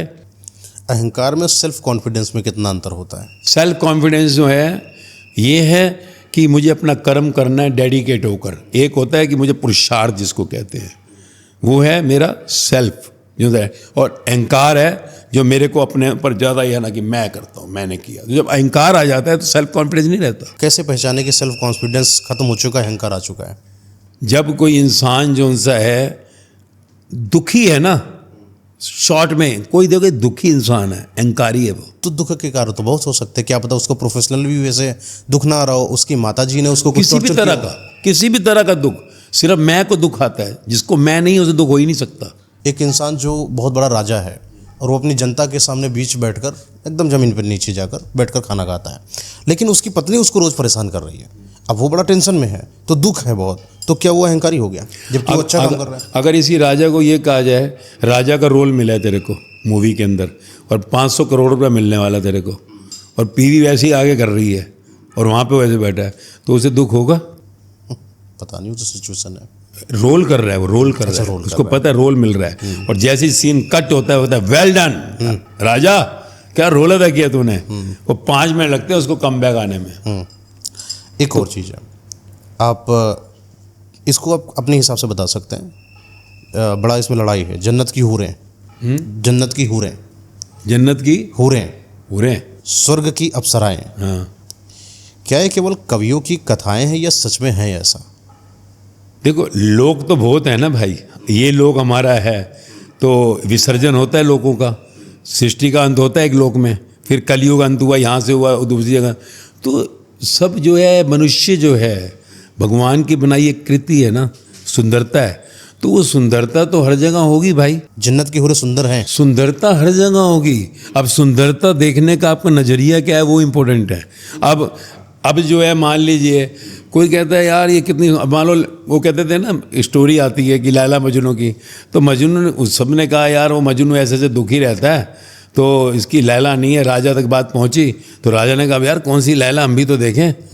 तो उन्होंने देखा, वो कहते हैं बड़ा दुखी रहता है, इसको कुछ करो महाराज। तो उन्होंने देखा लैला शक्ल ना सूरत ना कुछ। अच्छा। तो उन्होंने कहा भाई हटाओ, 10 जोन से बुलाए खड़ी कर दी, आ भाई आ मजनू ले, जब तेरे को जिसको भी आना अपनाना अपना ले। वो सबको देखता है फिर रोने लग जाता है, कहता रो रहा है, अबे इतनी खूबसूरत है वो तेरी जोन सी लैला क्या है? कहता है मेरी आंखों से देखो मेरी लैला को। तो आंखों का खेल है, आंखों का खेल है और कुछ नहीं है, सब फिर उरी हो जाते हैं। एक और चीज़ है, सरिया एक कानून है, मनुस्मृति भी आया। इन दोनों की समानता को आप अंडरस्टैंड करते हैं या आपको बहुत अलग लगते हैं दोनों? मनुस्मृति और सरिया का रूल, दोनों क्या प्रशासनिक व्यवस्था की आवश्यकताएं थी जब इनको लाया गया? देखो मेरा तो उसमें मैंने ना पढ़ा इतना ज़्यादा, परंतु जो संसार के अंदर बाहरी जो है ना खेल, सारा का सारा जो है ना एक श्रुति का ही लिसनिंग जो रियल है और एक स्मृति का ही मेमोरी से। तो बाहर का संसार को खेल को चलाने के लिए डेफिनेटली कहीं ना कहीं जो है कुछ लिखा गया, जो लिखा गया कर्म के लिए लिखा गया, पर कर्म में कर्ता भाव ना हो तो वो जो है अध्यात्म हो गया। क्या पता वो उस समय की प्रशासनिक आवश्यकताएं हों। हाँ जरूर आवश्यकताएं होती हैं, पर मैंने कहा ना जो भी चीज़ें, जो भी एडमिनिस्ट्रेशन है, कुछ भी है, सब कुछ संसार तो चलेगा एडमिनिस्ट्रेशन से ना, परंतु अंदर का अहंकार नहीं आना चाहिए। अहंकार आया तो आपने अहंकार को मैं से कन्वर्ट किया। मैं, ठीक है, यदि सारा दुख मैं में है, सारा दुख मैं है, छोटा बच्चा दुखी क्यों होता है जबकि उसके अंदर न मैं है न अहंकार है? बच्चा दुखी नहीं है, हमें लगता है। बच्चे को भगवान का रूप क्यों कहा? क्यों नहीं? अब एक बच्चा जन्म लेता है, उसके बच्चा का जन्म लिया और घर के अंदर समझो दिवाला हो गया, बर्बाद हो गया सब कुछ। बच्चे को फर्क पड़ रहा है, दूध की बोतल दे दो उसी टाइम बस हो जाएगा। बच्चा, उसको ना जन्म का पता ना मौत का पता, किसी घर में मर गया कोई, वो रिलैक्स में बैठा हुआ है, नुकसान हो गया घर में, वो बैठा हुआ है, कमाई बहुत ज़बरदस्त है, वो आराम से बैठा हुआ है। तो बच्चा जो है वो न्यूट्रलाइज है, क्योंकि अभी तक उसकी जोन सी है जो इंद्रियां हैं, क्योंकि इंद्रियां बनती हैं 7 साल की उम्र तक आती हैं, 7 से शुरू होती है, मान लो आजकल 5 में आने लग गई, अलग बात है, कलयुग है। तो जब तक इंद्रियां नहीं आती, वो अटैच नहीं होता, तब तक दुख सुख नहीं होता। दुख अटैचमेंट में है, दुख अटैचमेंट, सुख अटैचमेंट में है। तो अटैचमेंट और दुख रोता है बच्चा है? अगर अटैचमेंट नहीं है ना आपकी, आप 60 साल के हो जाओ, 50 साल के हो जाओ, दुख सुख आपको टच ही नहीं कर सकता। अटैचमेंट क्यों होती है? क्योंकि सिखाया यही गया है, सिखाया यही गया बचपन से। माँ पहला ये सिखाती है, मैं तेरी माँ, मैं तेरी माँ, मैं तेरा पापा। सिखाया ही गया तेरा घर तो उससे ऐसे क्यों करता है। तो बचपन से जो सिखाया घर में, बाहर समाज ने, वही अंदर चला, स्कूल में तो मैं मेरा इतना अंदर चला गया, तो वो दुख का कारण बनता। अगर मान लीजिए आज इतने लोगों की मौत होती है हॉस्पिटल में, जो भीड़ पड़ी हुई है, दुख होता है। मेरा बेटा अगर मर जाए, मेरे बंदा अगर हॉस्पिटल में एडमिट हो तो तकलीफ हो जाती है, तकलीफ होती है। तो ये कंडीशन है कि अटैचमेंट, अब माँ है मेरी तो माँ तो मेरी ही रहेगी, ये माँ ने मुझे ही सिखाया। तो अगर अटैचमेंट हटा दे तो माँ बाप का रिश्ता खत्म, फिर मैं भूल जाऊँ कि ये मेरी बहन है, सारी स्त्रियों को मैं एक समान मानूँ, फिर मेरी कुदृष्ट मानसिकता हो सकता हो जो धर्म से ना सीखी हो, वो अपनी बहन में ही किसी एक नारी को देखने लगे अपने संभोग की स्थिति को पैदा करने के लिए। जहाँ पर अटैचमेंट नहीं आएंगी वहाँ पर समाज का निर्माण होगा ही नहीं। व्यवस्था है, अटैचमेंट व्यवस्था को, कर्म को करने के लिए बनी थी। काम, क्रोध, लोभ, मोह, अहंकार, ये 5 जो बाहर हैं ये श्रृंगार हैं, ब्यूटी है। काम वासना नहीं होगी, बच्चा जन्म ही नहीं लेगा। पर अगर मैं किसी के लिए सोचता ही रहूं हर टाइम दूसरे के लिए, तो ये विकार बन गया, अंदर चला गया ना। क्रोध जरूरी है, कोई चोरी कर रहा है, डाका मार रहा है, जहर का लड्डू बच्चा खा रहा है, तो मैं गुस्सा करूंगा, पर ये गुस्सा अंदर चला गया, अंदर ही करता हूँ, ये विकार बन गया। बाहर श्रृंगार है। लोभ जरूरी है, बाहर नहीं लोभ होगा तो मैं काम करने जाऊंगा ही नहीं, पर अगर अंदर चला गया तो विकार बन गया। मोह जरूरी है बाहर, मोह अटैचमेंट जो कह रहे हैं, अगर मोह नहीं होगा तो बच्चे को बड़ा कौन करेगा, मोह नहीं होगा तो माँ के लिए करेगा कौन, पर अंदर चला गया तो फिर ये विकार बन गया। तो ये जो अहंकार बाहर जरूरी है, अगर मेरा तेरा नहीं खेल कैसे चलेगा, अंदर चला गया तो विकार। बाहर श्रृंगार है, मैं पर अंदर गया तो विकार। ठीक, मैं नहीं हूँ कि जैसे कि आप मानते हैं कि हम सब एक हैं, हम भी एक हैं तो आप भी एक हैं, तो आपकी एक आत्मा है जिसका नाम आपने मास्टर जी करा है, तो आप अपनी आत्मा को मास्टर जी एक ब्रांड क्यों बनाना चाहते हैं जबकि आप सामान्य तौर पर लोगों को ज्ञान दे सकते हैं? अब वही, जब मैं 2023 में पब्लिक हुआ तो बच्चों ने कहा नहीं तो पहले नाम पुराना राजेश कुमार अजनबी हो गया था। तो जब बच्चों ने इन्होंने कहा कि भाई संसार को चलन तो नाम से ही होगा ना, तो आपको लोग पूछे कौन है, तो वो एक नाम खेल के लिए बनाया। तो कभी आपको बुरा नहीं लगेगा अगर आपके लिए कोई गलत बोलता है? आपको गलत नहीं बोलता है, मास्टर जी के लिए गलत कोई बोलता है? अभी तक तो ऐसा नहीं है, कभी नहीं आता? गेम शो है। अच्छा, तालियां भी बजेंगी, गालियां भी आएगी। हाँ, अभी बताता हूँ मैं आपको। मेरे को अभी 2 दिन पहले इन्होंने कहा कि आपने एक आत्महत्या पे वाणी की थी, तो देखो ने कहा कि बुढ़ा क्या कह रहा है। मैंने कहा भाई अगर किसी की आत्महत्या कर ली किसी ने हैं तो वो तो यही बोलेगा, क्योंकि मैं तो कह रहा हूँ कि आत्महत्या जो है इस धरती पे सबसे बड़ा बदकर्म है एक इंसान का। जिसका अहंकार विराट हो जाता है ना, वही आत्महत्या करता है। और अगर मेरा मोबाइल है, मैं उसे फेंक दूँ, कोई कुछ बोलेगा? अगर मैं किसी का मोबाइल लेके फेंक दूँ, मैं कहा इस शरीर में से जब चेतना निकलती है, कहो कि दुनिया की सारी दौलत दे तो इसे खड़ा कर दे 5 मिनट के लिए, तो ये कितना अमूल्य इंस्ट्रूमेंट है। इसको मार दिया तो मारने के बाद जिसने बनाया गर्भ में 9 महीने बैठ कर हिसाब नहीं देना पड़ेगा। तो मैंने कहा हर जन्म जो भी योनियाँ मिलेंगी ना सब अपाइज मिलेंगी। तो अगर मान लीजिए किसी का ऐसा होगा, मैंने कहा भाई उसने गुस्सा कर दिया और नहीं तुम्हारे 18 साल में एक आत्महत्या नहीं हुई, मैं कहता हूँ 5 मिनट सुन ले करके दिखा, तो वो फिर ज्ञान जीवन का मिल गया। तो ऐसा जो है ये तो आता है। अच्छा, एक और चीज़ है, मैं आपकी नज़र में बुरा है? मैं बुरा है? बाहर श्रृंगार है, सुंदरता है, अंदर गया तो बिल्कुल बुरा शैतान है। भगवान कहते हैं मैं एक हूँ और मैं न्यायकारी हूँ। श्री कृष्ण गीता में भी बोल रहे हैं कि मैं भगवान हूँ। वो कैपिटल आई है, वो कैपिटल आई है, वो अपने भक्त को बोल रहा है, वो अर्जुन को बोल रहे हैं, क्योंकि अर्जुन स्टेट पे पहुंच गया था। पहले कहते मैं भगवान हूँ, दूसरा अध्याय की जरूरत ही नहीं पड़ती। तो वो जब कोई अपनी स्टेट की ऊंचाई पर पहुंच जाता है तो तब जाकर कोई डिक्लेयर करता है एम। अब देखो जीसस ने पहले डिक्लेयर मैं सन बेटा हूँ भगवान का, सूली चढ़ा दिया। तो वो अपने भक्त को, डिवोटी को जो है ना, जब कोई स्टेट पे आ गया तब बताता है एम ब्रह्मस्मि, मैं। तो मैं करता भाव नहीं है, वो एक कैपिटल आई है। तो कैपिटल आई जो सी है एक ना एक दिन किसी न किसी जन्म में हर एक को प्रकट करनी पड़ेगी, तभी मुक्ति है। कैपिटल आई मुक्ति है। आप कौन है? रहने दो, सहज है, मौज है, बढ़िया है, आप जैसे ही हैं। आप गुरु हैं? आप जैसे ही हैं। आप गुरु शिक्षा जो देता है गुरु है। ठीक है, मैं गुरु हूँ। एक सेंटेंस है वाला भाव जो है दुख का कारण नहीं बनेगा आने वाले समय में, अगर कोई चीज़ अगर खरीद जाती है तो। अगर जो सा है मैं ये जान लूँ कि मैं गुरु हूँ और मुझे तालियां सम्मान जो है वो कहीं पर आसक्त करता है या गालियाँ और वहाँ आसक्त करता है, तो डेफिनेटली कहीं ना कहीं ऐसा होगा। और नहीं तो ये नाम है, शब्द है, गुरु भी आपने नाम दिया, सब खेल आपका है। गुमनाम अगर आप गेम शो है, गेम शो। अगर इस नाम से, गुरु से, मास्टर जी वाली पर्सनालिटी से हट जाए और आप गुमनामी में चले जाएं तो आपको दुख नहीं होगा? मौज। हम साल तक साइलेंस में गए। बहुत अच्छी बात है, मौज में सुनना था, ये बहुत जरूरी। मौज में 6 महीने, 3 महीने, ये 5 साल से दौड़ रहे हैं मौज में। 20 घंटे मोबाइल चलता था, वो छोड़ दिया। मौज है, हमारी मौज को कोई नहीं छीन सकता, तभी तो गारंटी लेके आए, मौज की गारंटी। ठीक है, अब थोड़ा सा नॉर्मल पे आते हैं। ये तो हो गए अदर चीज़ों पे, कुछ ऐसी चीज़ें जो हमारे समाज में हैं, जैसे कि सच बोला जाए तो लड़ाई हो जाए, तो क्या उसकी बजाय शांति बनाए रखें? देखो सच है क्या? सच ये है, यथार्थ ये है कि जो अंदर तुम्हारे तुम बाहर दे रहे हो, इसे कहते हैं सच। एक बाहर है सच और झूठ, वो माया का खेल है। उसमें आप सच बोलोगे तो अब मालिक दुकानदार है, कपड़े की दुकान है, वो सच बोल देगा कि भैया 110 रुपये मीटर लाया हूँ और आपको मैं तुमसे 300 रुपये मीटर दे रहा हूँ, तो काम नहीं चलेगा ना।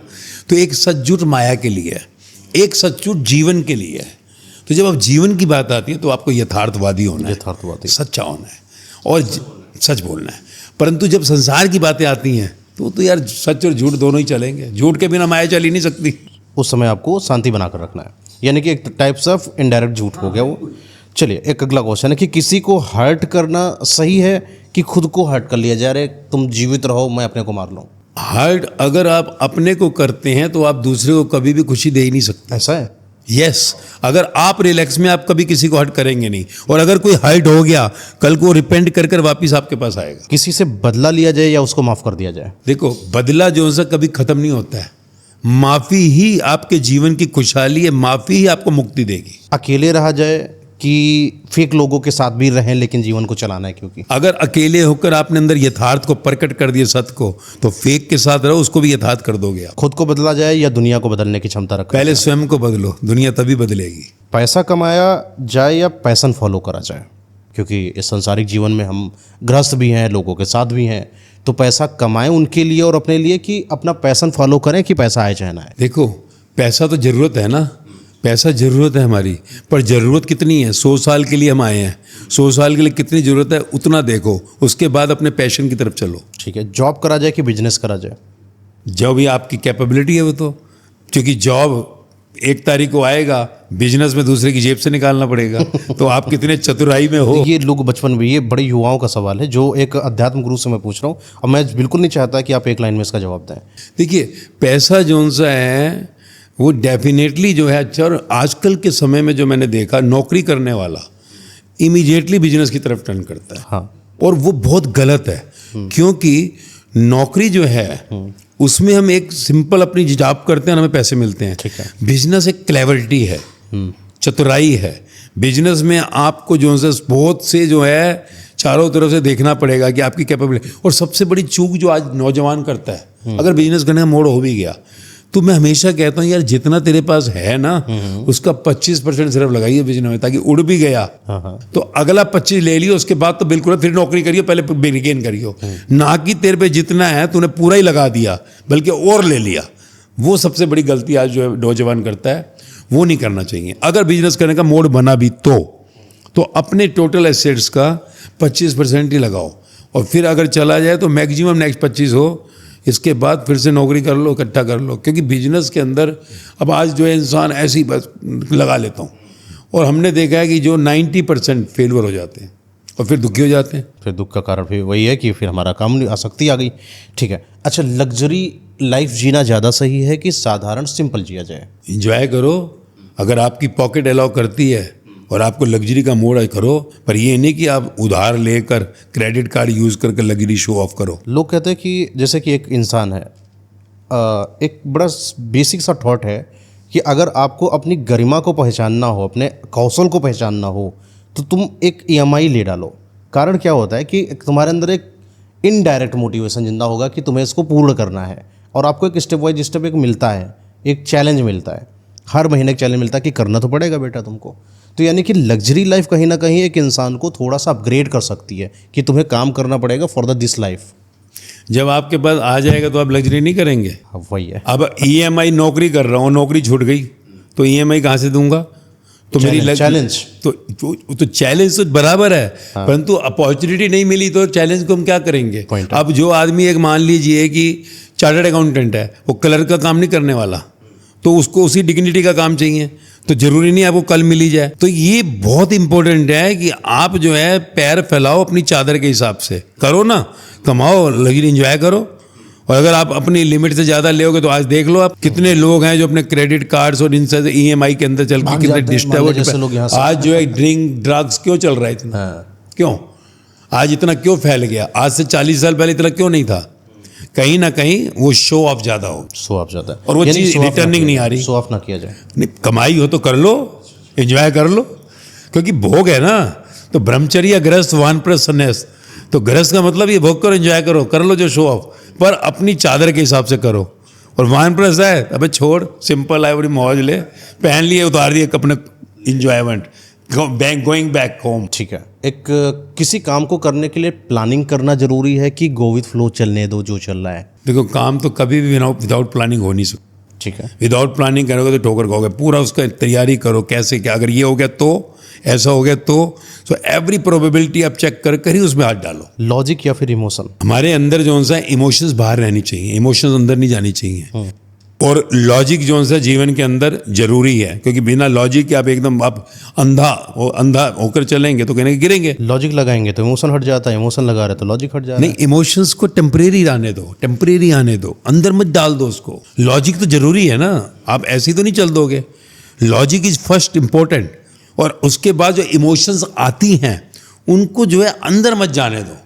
और इमोशंस तभी आती है जब आपकी अटैचमेंट होती है, आप अटैच मत हो जाओ उससे। एक बेटे को माँ से प्रेम करने के लिए इमोशन चाहिए कि लॉजिक चाहिए? देखो, लव है तो अंत तक रहेगा, इमोशंस है तो एक दिन बेटा माँ से अलग होने वाला दूर देखेगा भी नहीं, पूछेगा जो आजकल हो रहा है। अच्छा, लव और इमोशन में अलग है। बिल्कुल, इमोशंस है तो आज देख लो, माएँ बैठी अकेली, वही मेरा बेटा मेरा बेटा, बेटा मेरी माँ मेरी माँ मेरी माँ, आखिरी में क्या पूछ रहे हैं? ये इमोशंस थी, ये लव नहीं था। जिसे हम इमोशंस कह रहे हैं वो अटैचमेंट से पैदा होती हैं। लव इज फॉर एवर, अंत तक रहेगा। लव परमानेंट चीज है, इसलिए प्रेम को ही परमात्मा कहा। प्रेम ढाई अक्कर प्रेम के, सही बात। क्या कहा कबीर ने? ढाई अक्कर प्रेम के। वो प्रेम ही तो है यार। प्रेम व्यापार नहीं है। हम व्यापार करते हैं और हम कहते हैं प्यार है, तू मेरे लिए कुछ कर मैं तेरे लिए कुछ करूंगा, ये प्यार थोड़ी है। तो प्रेम जो है वो इमोशंस के पार है, और जो प्रेम का दिया आखिरी तक जलेगा। भगवान को आप मानते हैं कि विज्ञान को मानते हैं? भगवान सर्वप्रथम है, क्योंकि सृष्टि की पूरी रचना है। विज्ञान उससे धीरे धीरे निकलती है खोज, वो मस्ती है, वो कर्म है, वो सुंदरता है जिंदगी को जीने के लिए। आप डेस्टिनी को मानते हैं या फिर हार्ड वर्क को मानते हैं? डेस्टिनी तो है ही ना, पर हार्ड वर्क करना पड़ेगा, बाहर कर्म करना पड़ेगा। डेस्टिनी अंदर अपना काम करेगी। डेस्टिनी तो है ही, पर कर्म बाहर करना पड़ेगा, क्योंकि बाहर नहीं तो कर्म नहीं करोगे तो सुंदरता क्या आएगी? तो कर्म जरूरी, हार्ड वर्क भी, पर अंदर डेस्टिनी नहीं हुआ तो रजा में राजी हो जाओ। कर्म पर बिलीव करते हैं कि लक पर बिलीव करते हैं? कर्म को आगे रखो, लक अपनी जगह है। मैंने कहा ना, लक नसीब आपकी ऑलरेडी स्क्रीन पे मूवी चल रही है, आपको पता नहीं सीन मेरा अगला क्या आने वाला है। इसलिए कर्म अच्छा करो, ताकि जो उनसे है कहीं सीन के अंदर मस्ती आ जाए, और अगर नहीं हुआ तो लक में लिखा हुआ था ना, आगे बढ़ जाओ। कोई इंसान चीटिंग करता है, अब हम थोड़ा सा आते हैं नवयुवकों के प्रेम की तरफ जो आजकल का चल रहा है। कोई इंसान चीटिंग करता है तो माफ़ कर दिया जाए या ब्रेकअप किया जाए? देखो, प्यार तो है ही नहीं आज। अब प्यार में हम जान के कहते हैं मुझे प्यार करता है और ये करती है, पर प्यार नहीं है, व्यापार है वो। क्योंकि हम क्या कहते हैं, मैं तेरे से इतना किया, तू मेरे लिए क्या किया? ये लेन देन जो करते हैं ना, ये व्यापार बन जाता है। तो प्यार व्यापार हो गया तो चीट फ्लर्ट तो होने वाला है, वो चीट तो होने ही वाला है। इसलिए तो जो है अभी तो चीटर हो, क्यों? अभी तो बच्चों को इतना डेप्थ में जाने के लिए उनको बड़ा समय लगेगा। जैसे आपको तो एक बड़ी एक लंबी उम्र लगी, उनको सीधा सा मतलब लगता है कि चीटिंग को सामने वाले ने धोखा दे दिया, तो अब उसके साथ रहे कि उसको माफ़ किया जाए कि ब्रेकअप कर लें? समझे नहीं है, एक चूक हो गई, एक गलती हो गई, तो भाई तुम अटैच ही क्यों हो रहे हो? अटैचमेंट होते ही जो है प्यार मर जाता है। अच्छा, आप जो है मान लीजिए, अब आज देखो कितना चला हुआ है, कॉलेज स्कूल में जाओ तो बच्चे रिलेशनशिप। अब हम रिलेशन जब लिखते थे तो फॉर्म में क्या लिखते थे? Father mother husband wife brother. मैं यार 15 साल 18 साल 17 साल की उम्र तुमको रिलेशनशिप, वाइफ होने वाली है, हस्बैंड होने वाला है। So attachment to friendship is relationship. Attachment मत करो, फ्रेंड बनो। फ्रेंड बनोगे तो फ्लर्ट होगा ही नहीं, चीट होगा ही नहीं। और जब मैंने शादी करनी है, मैं अटैचमेंट रख लूंगा। अब तो आ गया ना टाइम। यानी आपके हिसाब से गर्लफ्रेंड बॉयफ्रेंड नहीं, सीधा पति पत्नी बनो। फ्रेंड रहे, परंतु रिलेशनशिप जो है वो समय आने पर होगा। ओके, कि मुझे 25-27 में शादी करनी है भाई। एक और क्वेश्चन, सेक्स बिफोर मैरिज या आफ्टर? देखिए, ऐसा है, मैरिज करनी किसके लिए? मैरिज जो है, ये इंस्टीट्यूशन बना है, ये किस लिए है? ये सिर्फ इसलिए है कि शारीरिक जो भोग हैं उससे जो है हमारी जो इंद्रियां जो जवान हो गई हैं उनको भोगना है। अगर आप जो है उस इंद्रियों को वैसे ही भोग रहे हैं तो वो मैरिज का इंस्टीट्यूशन आपका जो है चलेगा कैसे? तो आप पहले ही संबंध बना चुके, तो आपका इंस्टीट्यूशन चलेगा नहीं। यही कारण आज 10 शादियाँ होती हैं, 9 डाइवोर्स हो रहे हैं। तो जो चीज़ जब समय के लिए बनाई गई उस समय जाओगे, यू एंजॉय द लाइफ, और ये लॉन्गर होगी, और नहीं तो कहीं ना कहीं आपको पछताना पड़ेगा। तो यानी कि sex before marriage not okay? नहीं होना चाहिए कायदे से। अगर शादी करनी है ना तो नहीं होना चाहिए। नहीं होना चाहिए। ये लिव इन में रहने वाले लोग और शादी में रहने वाले लोग, क्या लिव इन में रहने वाले सही हैं कि शादी वाले सही हैं? देखो, लिव इन जो है, मैं कहता हूँ आपकी ज़िंदगी का एम क्या है? अगर तुम्हारी ज़िंदगी का एम जो सा है माया ही है, बंगले गाड़ी दौलत, तो लिव इन जो सी है वो आपकी कभी भी लॉन्ग लास्टिंग हो ही नहीं सकती। ओके, ठीक है। और अगर आपका स्पिरिचुअल मकसद है तो आपने भोग के देख लिया क्या है ये, और आगे बढ़ गए, बंधन लिया ही नहीं। तो फिर तो सारे स्पिरिचुअल लड़के बन जाएंगे हमारे, कहेंगे स्पिरिचुअल नहीं हो रहे हैं ना। स्पिरिचुअलिटी का मीनिंग ही नहीं पता किसी को। आप सोचिए, 18 साल हो गए मुझे, मैं 2 साल पहले पब्लिक हुआ तो मैंने अपने को स्पिरिचुअल मास्टर डिक्लेयर किया। नो। तो स्पिरिचुअलिटी को समझा कौन है? स्पिरिचुअलिटी मतलब स्पिरिट, एनर्जी, कॉन्शियस आत्मा जो इस मुर्दे शरीर को चलाती है, उसका ज्ञान, जीवन का ज्ञान। हम तो जो है सोचते हैं जो है रिलीजन, बाहरी धर्म को हम सोचते हैं स्पिरिचुअलिटी है। स्पिरिचुअलिटी को महसूस करने के लिए या कुछ एक्सप्लोर करने के लिए किसी एक लड़की के साथ सेक्स करना, और जब वो समझ में ना आ जाए तब उसे छोड़ देना इट्स ओके। स्पिरिचुअलिटी जो उसकी, फिर मैंने कहा ना, स्पिरिचुअलिटी सब्जेक्ट है गॉडिज्म, मुक्ति मोक्ष। जब आप मुक्ति मोक्ष के लिए निकलते हैं ना, तो आपकी तड़प और प्यास जब बढ़ जाती है परमात्मा के लिए, तब उस मार्ग पे आगे चलता हो जाता है। तो उस आगे चलते हुए कहते हैं ना, यात्रा के अंदर कहीं पर वो चीज़ हो गया जिसको आप भोग कहते हैं, हो गया, पर उसने आगे बढ़ गया, उसके लिए फिर ये नहीं है कि वो उसमें जो है रिपीटेडली उसी भोगों में फंस गया। पर आध्यात्मिकता की तड़प वो कभी कोई विरलों को लगती है आज के समय। मैंने कहा ना, स्पिरिचुअलिटी का मीनिंग ही नहीं पता तो स्पिरिचुअल कहाँ से होगा। ये बात आपने सही की। अच्छा, ये जो सोल, जो आत्मा होती है, आत्मा और चेतना में आप कितना अंतर समझते हैं? वो कॉमन है। किसी ने आत्मा कहा, किसी ने चेतना कहा, किसी ने वाटर कहा, किसी ने कॉन्शियस कहा, कुछ भी दे दो यार, वो नाम दिए हैं, है तो एक ही ना, वो एनर्जी है, अंदर एनर्जी है। वो चेतना कहो, कॉन्शियस कहो, आत्मा कहो, वाटर कहो, और नया नाम दे दो, पुद्गल कह दिया किसी ने, तो वो कोई नहीं है। नाम से हमें कुछ लेना देना नहीं है एक ही 5 तत्वों का शरीर है, अंदर एनर्जी है, नाम जो देना आप भी दे लो। अच्छा, आज़ादी आप पसंद करते हैं चुनना या जिम्मेदारी पसंद करेंगे? देखिए, जिम्मेदारी जो सी है, अगर बाहर आपकी व्यवस्था है, आज मैं जन्म लिया तो माँ बाप तो है ना, तो जिम्मेवारी ऑटोमेटिक आ गई ना। तो जिम्मेवारी आएगी क्योंकि जन्म दिया, तो वो जिम्मेवारी मुझे निभानी पड़ेगी। फ्रीडम जो है क्या है, वो मेरी आंतरिक फ्रीडम है, आंतरिक, क्योंकि मेरी तो बाहरी जिम्मेवारी है ना। पर अगर मैं बाहरी फ्रीडम ले लूँ, माँ बाप को पूछूँ ही नहीं, देखूँ ही नहीं, तो ये फ्रीडम आपको अंदर दुखी करने वाली है। आप फ्री नहीं हुए हो, यू आर सैड। मैंने शादी कर ली, बच्चे ही पैदा हो गए, अब मैं बच्चों की जिम्मेवारी तो लेनी पड़ेगी ना। अगर मैंने नहीं ली तो अंदर मैं चाहे फ्री भी हो जाऊँ, मैं छोड़ दिया उसको, पर उसके बाद भी अंदर रिलैक्स में नहीं रह सकता, खुश नहीं रह सकता। तो आंतरिक आज़ादी और बाहरी जिम्मेवारी दोनों का सम्यक बैलेंस जब चलेगा तो ज़िंदगी मौज में रहेगी। हैप्पीनेस चुना जाए या फिर सक्सेस चुना जाए? Happiness is important. सक्सेस क्या करेगी? आप बन गए बनिस्टर, आप बन गए सेठ, आप बन गए स्टार, पर आपको अंदर मौज ही नहीं है, हैप्पी नहीं है, क्या फ़ायदा उस पर? दौलत आ गई क्या फ़ायदा, कुर्सी आ गई क्या फ़ायदा? Happiness is important. Buddha, Mahavir, Meera देखो महलों में रह रहे थे, भिक्षा मांग कर बाहर आके भी मौज में आ रहे थे, तो मौज इंपॉर्टेंट है, हैप्पीनेस इंपॉर्टेंट है, not that your success. Success is happiness only, otherwise your failure. तुम बन जाओ, दुनिया के बादशाह बन जाओ, पर अगर तुम हैप्पी नहीं हो तो तुम फेलुअर हो। शरीर से जब निकलोगे अंत में रिजल्ट आएगा FAIL। अच्छा, फेल हो गए। पार ब्रह्म के अंदर रिजल्ट फेल निकलेगा अगर आप जो है दुखी हैं। किसी को कंट्रोल करा जाए या फिर उसको छोड़ देना सही है इंसानों के लिए? इंसान को कंट्रोल कैसे कर सकते हैं आप? लोग मारते हैं आजकल, बांधते हैं लोग, इमोशन से, लोग शारीरिक संबंध से, देखिए, शारीरिक मतलब गतिविधियों से। आप जो है, आपको फ्री छोड़ा है, सृष्टि ने आपको मुक्त छोड़ा है। कोई आदमी शराब खाने में जा रहा है, कोई मंदिर में जा रहा है। जब ईश्वर ने आपको मुक्त छोड़ा है तो आप किसी को कंट्रोल करने वाले कौन होते हैं? हाँ, आप बता सकते हैं, कह सकते हैं, देख भाई ऐसे करना चाहिए, ये गलत है, ठीक नहीं है। तो माँ बाप का ज़बरदस्ती अपने बच्चे के ऊपर हावी होना, ये कंट्रोल करना है या उसको हावी होकर भी क्या होता है? वो उस समय तो मजबूरी, अगर मान लो पैसे लेने पड़ रहे, घर बैठा हुआ है, वही बड़ा होकर जो उनसे माँ बाप को कंट्रोल करना शुरू कर देगा। तो आप अपना धर्म निभाओ ना यार, अब अपना कर्म करो।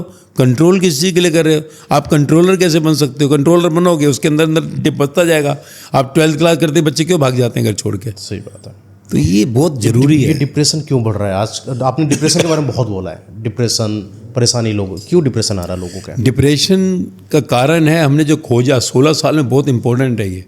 हमने देखा कि जो नौजवान है डिप्रेशन में जा रहा है, और यही हालात रहे अगले 25 से 50 साल में, पूरा देश हमने कहा डिप्रेशन में होगा भारत। अच्छा, तो हमने इस पर पूरा वर्कआउट किया, रीजन ढूंढे 2 कि डिप्रेशन में क्यों जा रहा है। ज्वाइंट फैमिली होती थी पहले, 40 साल पहले देखो, बच्चा जो है कोई भी चीज़ थी शेयर करता था अपना, कोई बुआ से, कोई चाची से, कोई मामा से। अब वो ज्वाइंट फैमिली बन गई जेलस फैमिली, जेलस। बाहर से देखेंगे अरे वाह वाह बेटा अमेरिका गया, लेकिन अंदर अंदर जल रहा है। अंदर जल रहा है। तो जेलस फैमिली हो गई, तो बच्चा अब शेयर भी नहीं कर पा रहा किसी को। और दूसरा कारण क्या हो गया? विकास, डेवलपमेंट। हर कमरे में जो है अच्छा टीवी चाहिए, मोबाइल बढ़िया चाहिए, गाड़ी बढ़िया चाहिए। अब हस्बैंड अकेला तो कर नहीं सकता, वाइफ भी जा रही कमाने। अब जा रहे हैं तो दादा दादी बनना चाहते हैं, नाना नानी बनना चाहते हैं, भाई लाओ बच्चा। अब वो बच्चे को ले आते हैं। अब बच्चा जब आ जाता है तो माँ को मिली छुट्टी 1 साल की, मान लो 6 महीने की, उसने काम पे जाना है। अब कौन पाले? दादा दादी नाना नानी पाले या क्रच ने पालना है उसको? अब वो बच्चे को प्यार नहीं मिलता, फैमिली ज्वाइंट रही नहीं, प्रेम मिलता नहीं है, तो वो बच्चा जो बड़ा होता है बिना प्यार के बड़ा होता है। अब जैसे ही वो बड़ा होता है वो स्कूल में जाता है, जब उसकी इंद्रियाँ आती हैं, सेंसेस, अपोजिट सेक्स अट्रैक्शन, उस अट्रैक्शन को प्यार समझता है। प्यार जैसे ही वो देखता है वो रिलेशनशिप बनती है। ब्रेक हुआ तो ये ले पी ले 2 पैक, फिर ड्रग्स आ गई, आखिरी में जिंदगी कैरियर खराब हो सुसाइड कर लो। तो ये आज की थ्योरी है जो चल रही है, जो बहुत डेंजरस है। ये डिप्रेशन का बड़ा कारण है। हाँ, और इसलिए बच्चों को अब ज्वाइंट फैमिली आ नहीं सकती जल्दी, विकास रुक नहीं सकता। अब क्या करें? फिर हमने क्या किया, हमने स्पिरिचुअलिटी को बच्चों पे अप्लाई किया, जवानों पे भी। अब जब जवानों पे अप्लाई किया, आप देखो कि वो बच्चे जो उनसे है आज जो जा रहे थे डिप्रेशन में, जो इवन गोलियां खा रहे थे, कम हुई, छूटी। 18 साल में एक सुसाइडल केस नहीं, कुछ समझ गए जिंदगी को। तो इंस्ट्रूमेंट को समझना ही जिंदगी की मौज में आना है, डिप्रेशन से इंप्रेशन बना लेना है। वो आशा करते हैं कि आपके ये जो विचार हैं लोगों तक जाए और सुसाइडल जो अटेम्प्ट हैं वो कम करे जा सके। एक और गुरुजी आपसे सवाल है कि एंजाइटी से कैसे निकला जाए, कोई सरल उपाय बताएं। एक ही है भाई, स्वयं को जान लो, एंजाइटी खत्म हो जाएगी। बाहर रोल चल रहा है, ड्रामा है, रात कितनी गहरी है, सुबह आनी है। और इस संसार में है क्या, रोटी कपड़ा मकान, जोड़ी एक ही पहनोगे, 4 जोड़ियाँ नहीं पहनोगे। खाना चावल दाल रोटी खाओगे, पनीर खा लोगे, और क्या करोगे? छत जो से 20 फुट सोने की जगह चाहिए सिर्फ। आदमी उस साइड पे कोई सोचे, उसको कहते हैं उधर हो जा। ज़्यादा दौड़ना नहीं है। एंजाइटी आती है जब हमारी कोई इच्छा पूरी नहीं होती। सब ड्रामा है, सब खेल है। खेल में एक एक्टर किरदार का रोल अदा करो, और ये तब होगा जब आप समझ जाओगे कि किरदार निभाना है मुझे ये, तो फिर दृष्ट होगा जिंदगी, मौज करो, खुशहाली। आप एक आध्यात्मिक गुरु हैं और आपसे एक और सवाल है ऐसा ही जो एक समाज से संबंधित है और नवयुवकों से बड़ा संबंधित है। आजकल प्रेम बहुत है, प्रेम में एक पार्टनर छोड़कर चला जाता है, फिर वो चाहता है कि मूव ऑन करें क्योंकि जीवन जीना है अपने ढंग से। तो मूव ऑन कैसे करें, कुछ अच्छे और दिव्य तरीके बताइए। देखिए, मैंने कहा ना, आज प्यार तो पहली बात है ही नहीं, व्यापार ही है। व्यापार। क्योंकि जब तक मैं चाहता हूँ कि ये मेरे अनुसार चले, ना चले तो मैं दुखी हो जाता हूँ। तो इसी में कहीं ना कहीं अहंकार ब्रेक हुआ और दोनों ईगो में होते हैं, प्यार टूट जाता है। अब जब ये टूट जाता है तो गाड़ी को तो मूव ऑन करोगे ना, या वहीं अटके रहोगे, दुखी हो जाओगे, परेशान हो जाओगे, उदास हो जाओगे।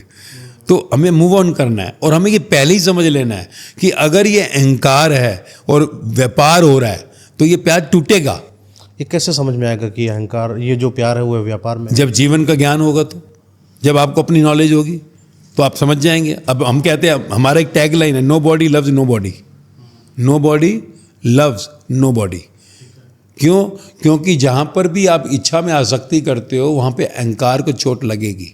तो फिर तो कोई पति अपने पत्नी से तो प्रेम करेगा ही, और पत्नी के जाने पर तो दुख लगेगा पति को। दुख लगेगा ना, क्योंकि आपने ये एक्सेप्ट कर लिया, ये ऐसा करेगी और ये ऐसा करेगा, ऐसा ना भी करे। कई बार आपने भी कई सारे केसेस ऐसे देखे होंगे, मल्टीपल, जहाँ पर एक पति अपनी पत्नी को, या वाइस वर्सा कर सकते हैं, पत्नी अपने पति को बहुत प्रेम कर रहे हैं, अंधा प्रेम की छोड़कर चले जा रहे हैं, देश स्टेट छोड़ दिया, देश छोड़ दिया, दूसरे जगह। भरोसा ये है जो जीवन को आगे लेकर जा रहा है। पता चला कि उसकी पत्नी या उसका पति यहाँ पर अलग ही गुण खिला रहा है। अब आप बताइए कि उसकी गलती क्या थी? उसने तो बड़ा प्रेम किया। हाँ, उसने तो नहीं समझा था ये व्यापार हो जाएगा। तो उसका काम प्यार चल रहा है ना, उसने प्यार किया है, उसको उस प्यार का प्रतिफल मिलेगा। प्रतिफल मिलेगा, प्यार का प्रतिफल मिलेगा। उसको अपने मार्ग में, सूरज गर्मी दे रहा है, उसका स्वभाव है, चांद ठंडक दे रहा है, उसका स्वभाव है। आप अपने स्वभाव में टिके रहो, आपको वो अपना जीवन का लक्ष्य मिलेगा। वो अपने स्वभाव में जी रहा है, वो अपने कर्मों का फल भोगेगा। अब उसको देखकर मैं रोता रहूं, दुखी रहूं? देखिए, गृहस्थ इंसान जो है उसको कहीं ना कहीं, जैसे उसकी पत्नी है तो पत्नी में एक लगाव है, पत्नी में उसके साथ जुड़े हुए वो मूवमेंट्स हैं। एक इंसान जो आध्यात्मिक है वो संत बन जाए फिर वो शादी नहीं करेगा, तो उसकी तो एक थ्योरी अलग होगी। लेकिन जब हम बात करेंगे गृहस्थ की या बच्चे लड़के की, तो उनको लगाव होगा ही होगा। हम कितना ही समझा लें उन्हें, वो पत्नी छोड़कर जाएगी तो दुख होगा। तो वो कैसे निकले अपने डिप्रेशन से? शांत तो करना है, क्योंकि संत तो नहीं बनाना हर किसी को। मैं वही कह रहा हूँ, जब आप ये जान लेते हैं ये रोल यहीं तक का था, ऐसा अगला रोल शुरू हो गया है। ऐसा नहीं होता है। ये सब जन्मों की यात्रा है, हर एक की जन्मों की यात्रा है। मैंने धोखा दिया होगा, आ रहा है बेटा, यानी कि ये पिछले जन्म का असर है। रिलैक्स में रहना है।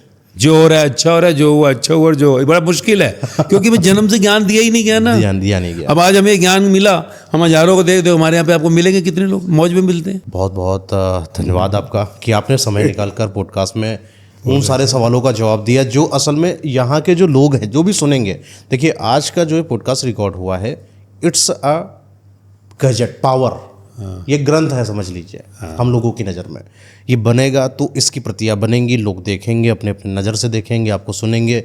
आज आप हैं, कल आप कहीं और हैं, लेकिन आपको सुनने वाले लोग बनेंगे।